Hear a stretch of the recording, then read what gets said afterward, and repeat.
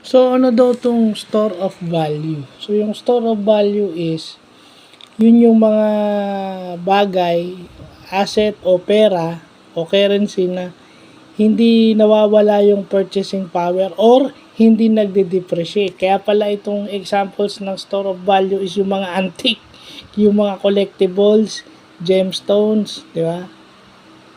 Yung mga ganun kasi yung pera, yung banknotes, minsan nagde-depreciate yan. So, lagay na lang natin sa ganun. Yun yung store of value. Kaya yung mga currency na considered hard currencies, yun yung mga pera na hindi nawawala yung purchasing power just like the US dollar. So, yun yung mga na iintindihan natin ngayong bago matapos sa 2023.